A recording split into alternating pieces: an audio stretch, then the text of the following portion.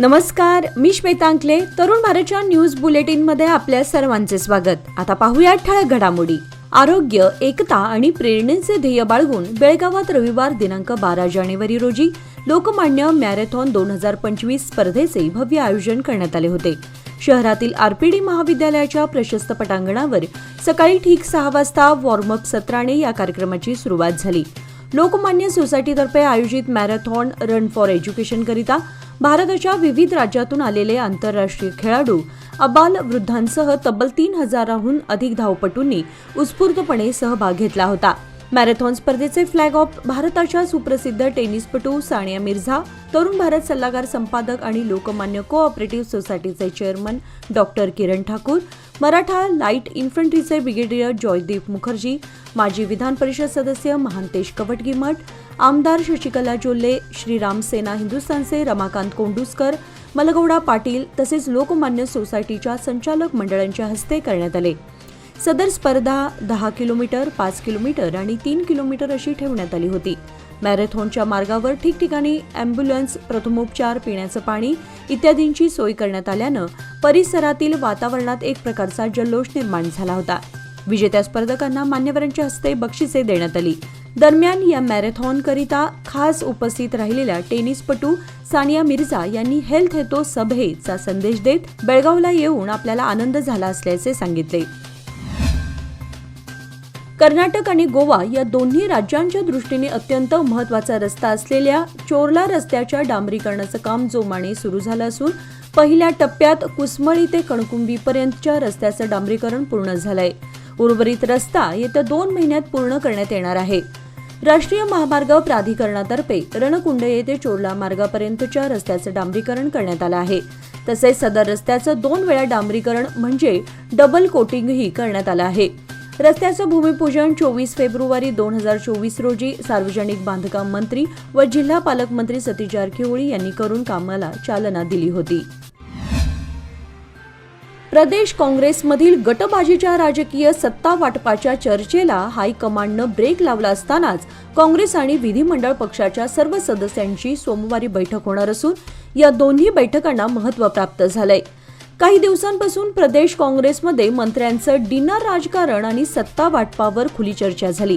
यातून पक्षाचं वर्चस्व आणि एकात्मता धोक्यात येत असल्याचं लक्षात येताच हायकमांडने पक्षाच्या परवानगीशिवाय सभा घेऊ नयेत, सत्ता वाटपाबाबत उघड वक्तव्य करू नयेत अशा सक्त सूचना देऊन काँग्रेसमधील अंतर्गत संघर्ष चिघळण्याचा प्रयत्न करण्यात आला होता. रोटरी अन्नोत्सवात काल शनिवार दिनांक 11 जानेवारी रोजी बेळगावचे खासदार जगदीश शेट्टर यांच्यासह तरुण भारतचे सल्लागार संपादक आणि लोकमान्य सोसायटीचे चेअरमन डॉक्टर किरण ठाकूर यांनी या खाद्य महोत्सवाला भेट दिली. त्यामुळे त्यांच्या उपस्थितीने कार्यक्रमाला शोभा आली. रोटरी क्लब ऑफ बेळगावच्या वतीने अन्नोत्सवाचं आयोजन केल्याबद्दल कौतुक करण्यात आलं. रविवार दिनांक 12 जानेवारी रोजी हा रोटरी अन्नोत्सवाचा विशेष दिवस होता. या उत्साही महोत्सवाच्या शेवटच्या 3 दिवसांचा आनंद घेण्यासाठी खाद्यप्रेमी आणि संगीत रसिक मोठ्या संख्येने उपस्थित होते.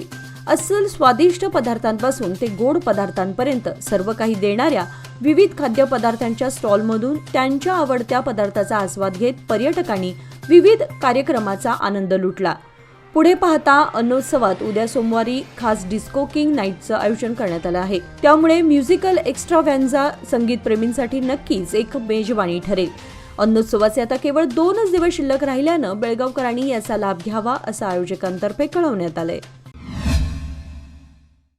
उचगाव मराठी साहित्य अकादमी आयोजित 23व्या उचगाव मराठी साहित्य संमेलनाने प्रतिवर्षी एक वेगळेपण जपत यावर्षी संत आणि पाद्यपूजा करून संमेलनाचे थाटात उद्घाटन करण्यात आले. तर प्रतिवर्षी एक वेगळेपण जपत यावर्षीही विविधतेने नटलेल्या आणि बहरलेल्या ग्रंथदिंडी दिमाखात निघून लक्षवेधी ठरली आणि साहित्य संमेलनाचा सोहळा अनेक साहित्यिकांच्या आणि दिग्गज कवींच्या हजारो साहित्यप्रेमींच्या लक्षणीय उपस्थितीत हे संमेलन यावर्षी यशस्वी झाले. शेतकऱ्यांना आर्थिक सुरक्षा देण्यासाठी प्रधानमंत्री फसल विमा योजना सुरू करण्यात आली आहे. मात्र शेतकऱ्यांना विम्याची भरपाई देण्याकडे दुर्लक्ष झालंय. त्यामुळे फसल विमा योजना केवळ नावापुरतीच आहे का असा प्रश्नही शेतकऱ्यातून विचारला जातोय. दुष्काळ, गारपीट, नैसर्गिक संकटे, किडीचा प्रादुर्भाव, अतिवृष्टी आदींमुळे शेती पिकाचं मोठं नुकसान होतं. अशा परिस्थितीत प्रधानमंत्री फसल विमा योजना शेतकऱ्यांना आधार ठरते. जिल्ह्यातील शेतकऱ्यांनी फसल विमा योजनेचे हप्ते भरले आहेत, मात्र या अंतर्गत शेतकऱ्यांना नुकसान भरपाई देण्यास विलंब झालाय. तातडीने नुकसानग्रस्त भागाचा सर्व्हे करून भरपाई द्यावी अशी मागणीही होत आहे. दारूच्या नशेत दोघा मित्रांमध्ये झालेल्या वादातून मद्यधुंद अवस्थेत असलेल्या मित्राने दुसऱ्या मित्राचा रागाच्या भरात दगडाने ठेचून खून केल्याची घटना शुक्रवार दिनांक 10 रोजी उघडकीस आली. अहमदनगर जिल्ह्यात MIDC पोलीस ठाणे कार्यक्षेत्रात असणाऱ्या स्वराज ट्रॅक्टर शोरूम परिसरात असणाऱ्या खुल्या जागेमध्ये ही घटना घडली. अश्विन मारुती कांबळे, वय 37, राहणार जत्राट, तालुका निपाणी असं खून झालेल्या युवकाचं नाव आहे. अहमदनगर MIDC पोलिसांनी या खुनाचा अवघ्या 12 तासात उलगडा करताना संशयित आरोपी भास्कर विठ्ठल देशमुख, वय 37, राहणार वाळुंज, जिल्हा अहमदनगर याला ताब्यात घेतलं आहे. केंद्र सरकारने विविध राज्यांना शुक्रवारी करातील हप्त्यांचं वितरण केलं आहे.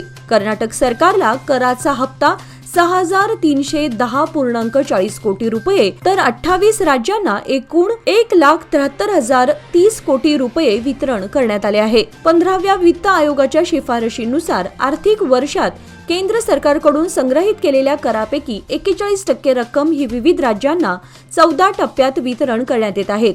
डिसेंबर 2024 मधील हप्त्याद्वारे 89,086 कोटी रुपये वितरण केले होते. राज्यांना विकास कामे व भांडवल गुंतवणुकीस अनुकूल होण्यासाठी हप्त्याचे वितरण करण्यात आल्याचं केंद्रीय वित्त मंत्रालयाने म्हटलंय. शेतकऱ्यांसाठी आमदार प्रकाश हुक्केरी यांनी क्षारपड मुक्त जमीन योजना मंजूर करून आणली आहे. या योजनेतून मांजरी येथील 163 शेतकऱ्यांना लाभ होणार आहे. येडूर, मांजरी, इंगळी व चंदूर या 4 गावातील 1,180 लाभार्थ्यांच्या 370 हेक्टर क्षारपड जमिनीसाठी 4,62,50,000 असं अनुदान मंजूर करण्यात आलं आहे. शेतकऱ्यांनी या योजनेचा लाभ घ्यावा असं आवाहन ग्रामपंचायत सदस्य पांडुरंग माने यांनी केलंय. गेली अनेक वर्ष झाली रेंगाळत असलेल्या विजापूर मिरज रेल्वे मार्गाविषयी लवकरच लोकसभेमध्ये प्रस्ताव मांडून रेल्वे मार्ग करण्यासाठी प्रयत्न करेन असा विश्वास चिकोडी लोकसभा मतदारसंघाच्या खासदार प्रियंका जारकीहोळी यांनी व्यक्त केला. अथणी येथे त्या पत्रकारांशी बोलत होत्या. विजापूरहून पुणे, मुंबई यासह आंतरराज्य बाजारपेठेसाठी या भागातील जनतेचे संबंध अधिक आहेत. यात वाढ होताना येथील परिसराला लाभदायक होण्यासाठी हा मार्ग होणं आवश्यक आहे. मिरज शेडबाळ रेल्वे मार्गाचा पाठपुरावा करून केंद्राच्या निदर्शनास आणून लवकरच कार्यवाही करण्यात येईल असं त्यांनी यावेळी सांगितलं. कल्लोळ येथील कल्लोळ दानवाड रस्ता दुरुस्तीचं काम अर्धवट स्थितीत असून सदर मार्गाचं डांबरीकरण कधी होणार असा सवाल वाहनधारकातून केला जातोय. याची दखल घेत लोकप्रतिनिधींनी लक्ष घालून रस्ता पूर्ण करावा अशी मागणी होत आहे. कल्लोळ दानवाड या 4 किलोमीटर अंतराच्या रस्त्याची दुरवस्था झाली होती. सदर मार्गावरून प्रवास करताना वाहनधारकांना अडचणीचं होत होतं. यासंबंधी वाहनधारकातून रस्ता करण्याची मागणी होत होती. याची दखल घेत सार्वजनिक बांधकाम खात्याने निधी मंजूर केला होता. 4 किलोमीटरपैकी 1 किलोमीटर अंतराच्या रस्त्याचं काम सुरू करण्यात आलं होतं. JCBच्या सहाय्याने सदर रस्ता उखडण्यात आला होता. यानंतर खडीकरण करण्यात आलं होतं. दरम्यान सदर खडीवरून दुचाकी घसरून अपघाताच्या दुर्घटना घडत आहेत. सदर रस्ता काम रखडल्यानं नागरिकातून नाराजी व्यक्त केली जातीये. लोकप्रतिनिधींनी तात्काळ लक्ष घालून संपूर्ण रस्त्याचं खडीकरण करून डांबरीकरण करावं अशी मागणी होत आहे. छत्तीसगडमध्ये सुरू असलेल्या नक्षलवाद विरोधी मोहिमेला वेग आला असून कारवाईचं सत्र सुरूच आहे. रविवारी झालेल्या चकमकीत DVCM स्तरावरील नक्षलवादी ठार झाले. विजापूर जिल्ह्यात सैनिक आणि नक्षलवाद्यांमध्ये झालेल्या चकमकीत आणखी 3 नक्षलवाद्यांना कंठस्नान घालण्यात आले. नक्षलवाद्यांकडून स्वयंचलित शस्त्रेही जप्त करण्यात आली आहेत. याचबरोबर आजचे बातमीपत्र इथे संपले. अधिक माहिती आणि ताज्या घडामोडींसाठी पाहत रहा तरुण भारत न्यूज चॅनल. तसेच आमच्या चॅनलला लाईक, शेअर आणि सबस्क्राईब करायला विसरू नका. आणि विश्वासार्ह बातम्यांसाठी दररोज वाचा दैनिक तरुण भारत. धन्यवाद.